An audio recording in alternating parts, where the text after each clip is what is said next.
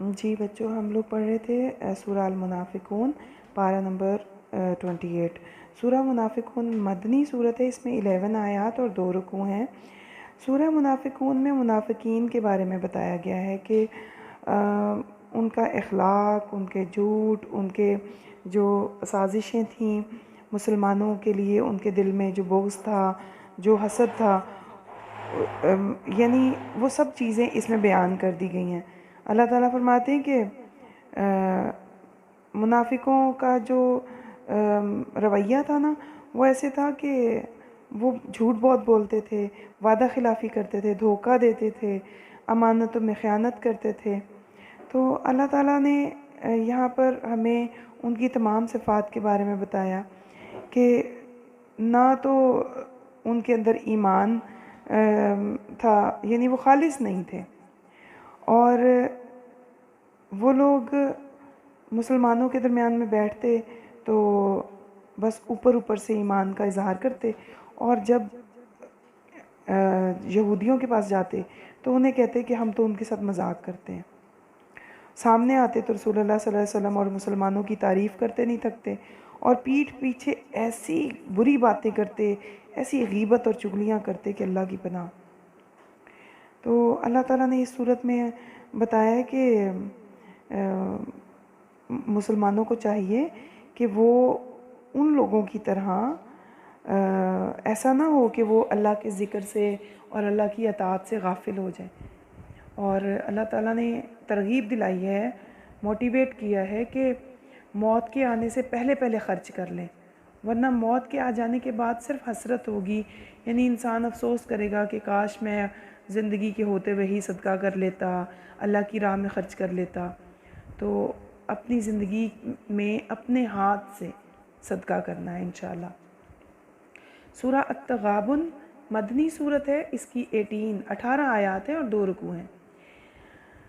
اس صورت میں اللہ تعالیٰ نے بتایا کہ کائنات کی ہر چیز اللہ کی تسبیح بیان کرتی ہے، اور انسانوں کو 2 گروہوں میں تقسیم کیا گیا ہے۔ ایک گروہ ایسا ہے جو اللہ کی نعمتیں پانے کے بعد شکر ادا کرتا ہے، اور دوسرا گروہ ایسا ہے جو نعمتوں کا شکر نہیں ادا کرتا۔ تو شکر کے اپوزٹ میں نے آپ کو بتایا تھا نا کہ شکر کا اپوزٹ کفر ہوتا ہے، تو کفران نعمت کرنے والے لوگ، اور جو لوگ پہلی قومیں تھیں نا، آپ نے پڑھا پہلے پاروں میں کہ جو پہلی قومیں تھیں وہ کیا کرتی تھی، اللہ نے انہیں نعمتیں دی تھیں، اللہ نے انہیں مال، دولت، اولاد، صلاحیتیں، ہر چیز دی تھی نا، لیکن انہوں نے اللہ تعالیٰ پر ایمان نہیں انہوں نے وہ لائے، اور انہوں نے رسولوں کی بھی تکذیب کی، جھٹلایا انہیں اور مذاق اڑایا، تو اللہ تعالیٰ نے پھر اس کے بدلے انہیں پنش کیا۔ تو اس صورت میں بھی نا ان کا تذکرہ ہے کہ جو لوگ قیامت کے دن کو جھٹلاتے ہیں، تو جو لوگ ایمان والوں کا مذاق اڑائیں، رسولوں کا مذاق اڑائیں، اللہ پر ایمان نہ لائیں، جو اس طرح کے کام کرتے ہیں نا، وہ لوگ عبرت بھی نہیں پکڑتے پہلے لوگوں سے۔ اللہ تعالیٰ فرماتے ہیں کہ قیامت تو آ کے ہی رہے گی، اور کوئی چاہے اس بات کو مانے یا نہ مانے، اور موت کے بعد کی زندگی اللہ کے اختیار میں ہے، اللہ تعالیٰ وہ دیں گے، اور اس کے بعد سب دیکھ لیں گے کہ کون حق پہ تھا کون باطل پہ۔ تو قیامت کے دن کو یوم تغابن کہا جاتا ہے، نقصان اور خسارے کا دن۔ قیامت کے دن جو کافر ہوں گے نا، وہ اپنے آپ کو لوزر محسوس کریں گے، خسارے میں، کہ ہم نقصان میں ہیں، ہم نے جو بھی کمایا اب ہمیں نقصان ہو گیا۔ اور مسلمان جو ہوں گے وہ بھی اس بات پہ حسرت کریں گے، کاش ہم نے جتنی عبادت کی ہے نا، جتنا ہم نے عبادت کی، جتنی ہم نے اللہ کو راضی کرنے کے لیے کوششیں کی، صدقات دیے، کاش ہمیں اس سے اور زیادہ کرتے۔ جب وہ ریوارڈ دیکھیں گے نا کہ ہمیں اس کا جو ریوارڈ مل رہا ہے، کاش ہم اس سے اور زیادہ کرتے، ہمیں اور ریوارڈ ملتا۔ تو اس صورت میں اللہ تعالیٰ نے نا اہل ایمان کو ان کے مالوں اور اولاد اور ان کے فیملیز کے فتنے سے بھی ڈرایا ہے کہ ایسا نہ ہو کہ انسان اپنی فیملی میں اتنا مصروف ہو جائے کہ اللہ تعالیٰ کی اطاعت کرنی چھوڑ دے، یا اپنے اولاد اور اپنی فیملی کی خواہشوں کو پورا کرتے کرتے انسان اس حد تک آگے گزر جائے کہ وہ اللہ کی اطاعت اور رسول اللہ صلی اللہ علیہ وسلم کی اطاعت کو چھوڑ کے غلط رستہ اپنا لے۔ تو حلال اور حرام کی پرواہ کرتے ہوئے جو انسان زندگی گزارے گا نا، اور جو تمام حقوق و فرائض پورے کرے گا اپنی حدود میں رہ کے،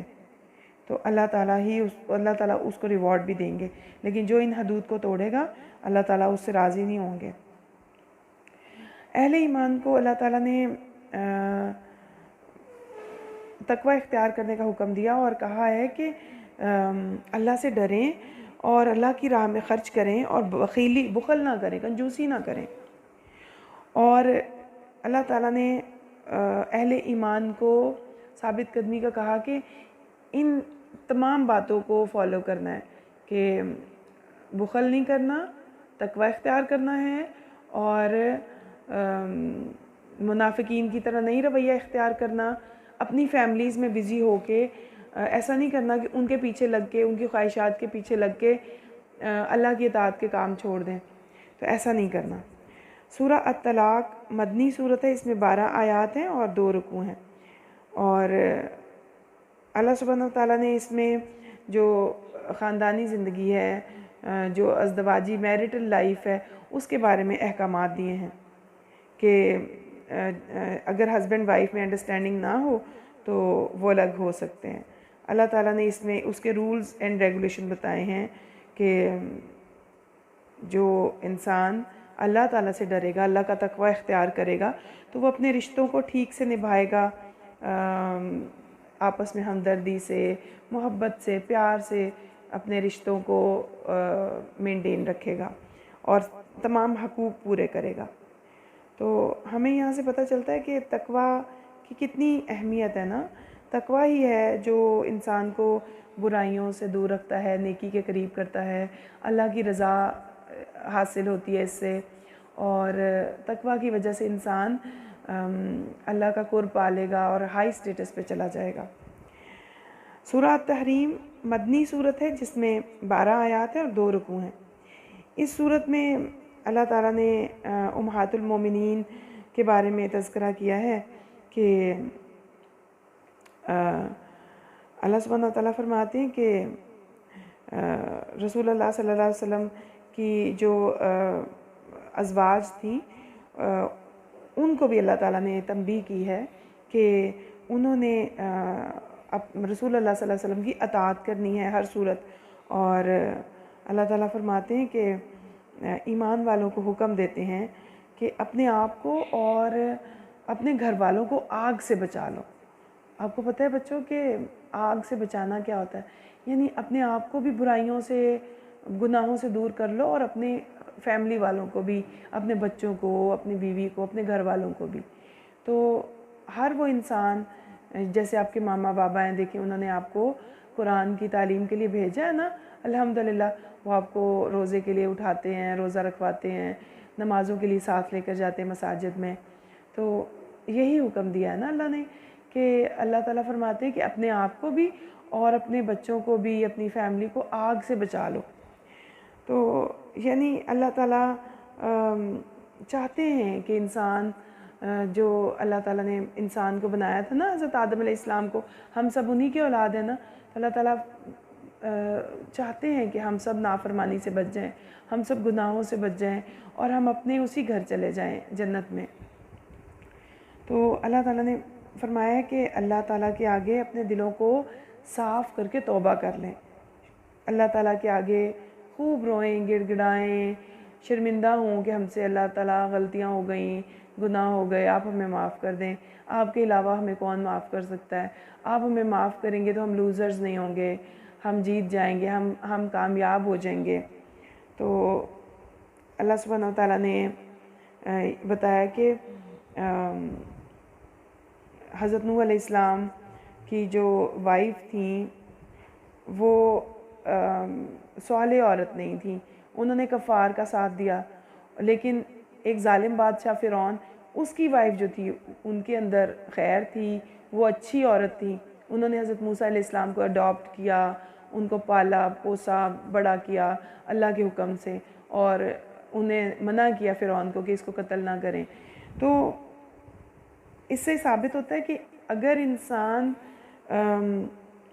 خود مومن نہ ہو نا اور نیک اور صالح نہ ہو تو اس کو دوسرے کا جو تعلق اور رشتہ ہے نا اس کا وہ کوئی فائدہ نہیں دیتا. اس کے اپنے اعمال اس کے کام آئیں گے, اس کا اپنا ایمان اس کے کام آئے گا. تو ہمیں خود اپنے لیے ایفرٹ کرنی ہے, ہر انسان نے, گھر کے ہر فرد نے. یعنی اگر ہم دیکھیں کہ آپ کی ماما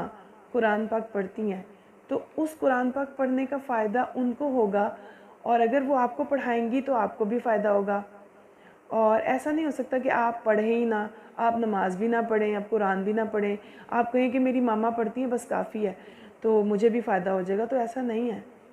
آپ کہیں کہ میرے بابا مسجد جاتے ہیں اور بس مجھے بھی فائدہ ہو جائے گا, تو ایسا نہیں ہے. آپ کو اپنے حصے کا کام کرنا ہے. آپ کو اپنے ایمان میں اضافے کے لیے, اپنے علم میں اضافے کے لیے آپ نے قرآن پاک سیکھنا ہے, پڑھنا ہے اور اللہ کی عبادت کرنی ہے. یہ آپ کا اپنا عمل ہوگا نا, یہ آپ کو فائدہ دے گا. کسی اور کا عمل, کسی اور کا ایمان آپ کو فائدہ نہیں دے گا. تو ٹھیک ہے بچوں, تو الحمدللہ ہمارا پارہ کمپلیٹ ہوا.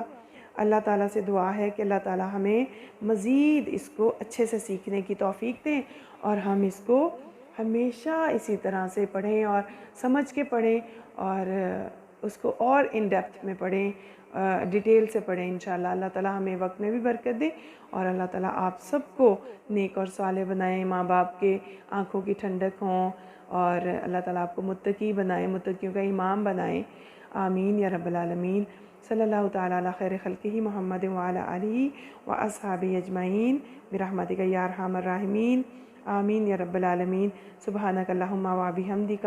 نشہد ان لا الہ الا انت نستغفرک و نتوب الیک. السلام علیکم ورحمۃ اللہ وبرکاتہ.